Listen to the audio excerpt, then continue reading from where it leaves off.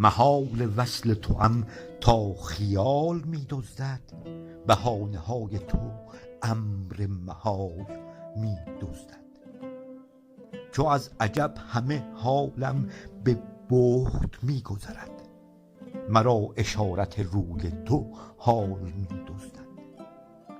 به حال می نگرم خد و خال و عارض را، فخار عارضت از من ملال می دزدد. به خال روی تو تا دست می برم از شوق، تمام عقل مرا از تو خال می دزدد. نشسته ای به عتابم زنی به جان آتش، زبان ز ترس شغب قیل و قال می دزدد. مرا چه فایده بر روی منقلب ارزم، که اعتراض نگاهت مجال می دزدد.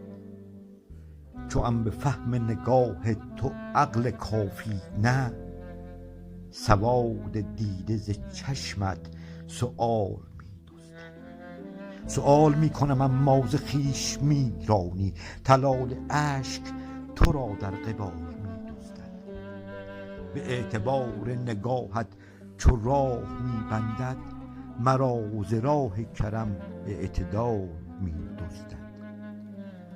بزن به دلم تیر تا پر تیرت، چوام شمایل تو حال و فال می دزدد.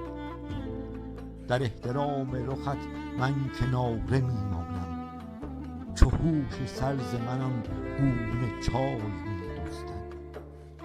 بیا و شعبده کن حال دل بهاری کن، در این سکوت که از من خیال می دزدد. به رعشه های تنم در سکوت سرد و سیاه، نواله های تو آید زوال می دزدد. بیا که طالب رویت نشسته مشتاقت، به هر سخن ز تو حسن جمال می